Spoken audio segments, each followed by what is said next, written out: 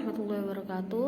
Dalam video kali ini saya akan menjelaskan sedikit tentang sistem pemerintahan Indonesia masa Orde Lama.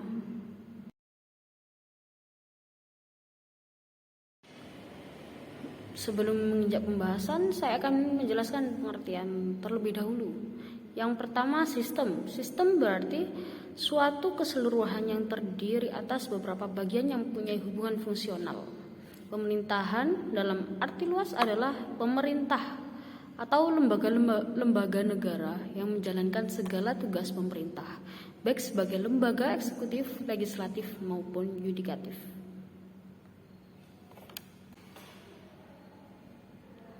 Sistem pemerintahan Orde Lama merupakan awal sejarah pemerintahan bangsa Indonesia. Pada masa Orde Lama inilah bangsa kita baru mulai menata segala perihal aturan dalam mengelola negara.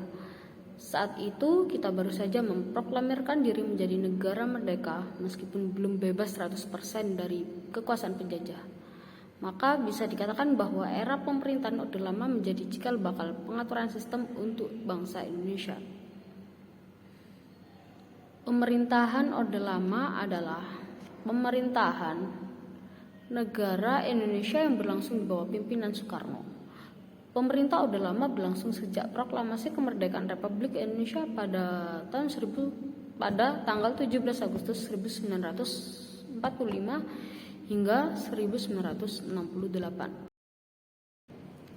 Sistem presidensial merupakan sistem pemerintahan di mana kepala pemerintah dipegang oleh presiden dan pemerintah tidak bertanggung jawab kepada parlemen atau legislatif. Menteri bertanggung jawab kepada presiden karena presiden berkedudukan sebagai kepala negara sekaligus kepala pemerintahan. Ciri-ciri pemerintahan sistem presidensial yang pertama yakni pemerintahan presidensial didasarkan pada prinsip pemisahan kekuasaan. Yang kedua, eksekutif tidak mempunyai kekuasaan untuk menyatu dengan legislatif. Yang ketiga, kabinet bertanggung jawab kepada presiden. Yang terakhir yakni eksekutif dipilih melalui pemilu.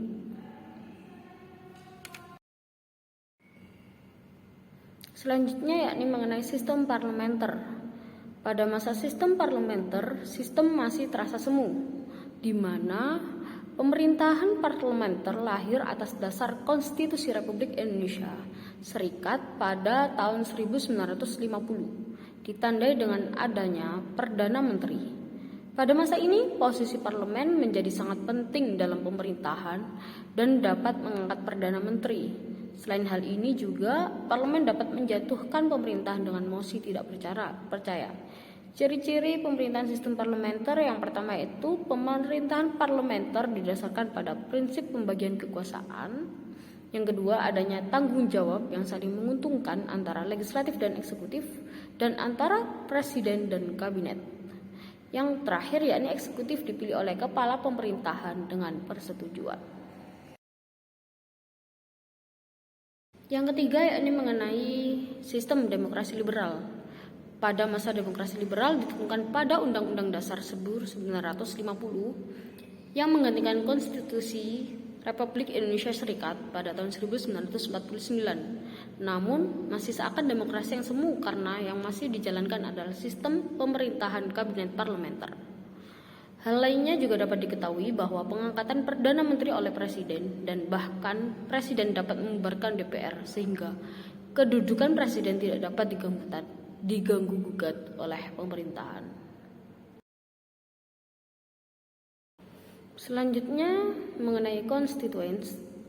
Konstituens diserai tugas membuat undang-undang dasar yang baru sesuai amanat Undang-Undang Dasar Sementara 1950. Namun sampai tahun 1959 badan ini belum juga bisa membuat konstitusi baru.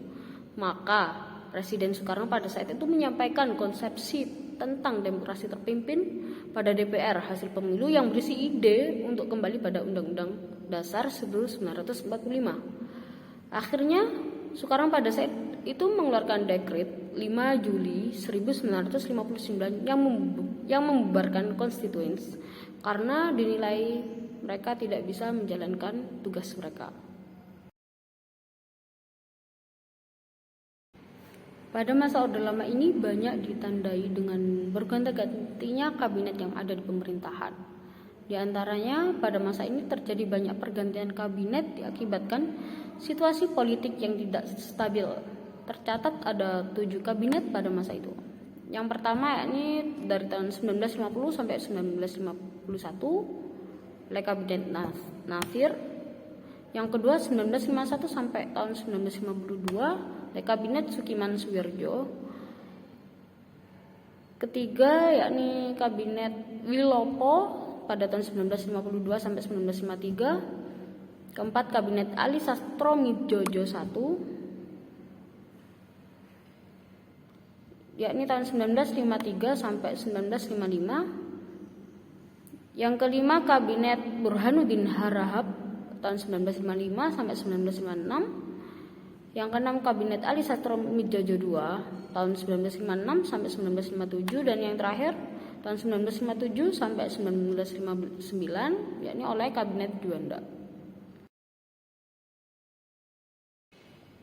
Selanjutnya mengenai dekret presiden. Dekret presiden 5 Juli 1959 ialah dekret yang mengakhiri masa parlementer dan digunakan kembalinya Undang-Undang Dasar 1945. Masa sudah ini lazim disebut masa demokrasi terpimpin. Isinya ialah meliputi yang pertama kembalinya berlakunya Undang-Undang 1945 dan tidak berlakunya lagi Undang-Undang Dasar sementara tahun 1950. Yang kedua yakni pembubaran konstituen, yang ketiga yakni pembentukan MPRS dan DPAS.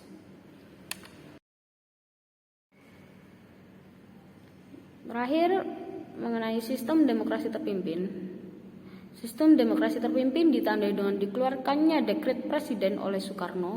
Maka pada tahun 1959 sampai 1966, Indonesia menggunakan sistem demokrasi terpimpin. Pada sistem ini pun kedudukan presiden masih sangat kuat. Ia memiliki kekuasaan mutlak, di mana kedudukan presiden dapat digunakan untuk melenyapkan berbagai kekuasaan yang menghalangi pemerintahan. Kegiatan partai politik dan kebebasan berpendapat sangat dibatasi. Sekian penjelasan saya mengenai sistem pemerintahan Indonesia masa Orde Lama. Apabila ada kurang dan lebihnya, saya mohon maaf. Wassalamualaikum warahmatullahi wabarakatuh.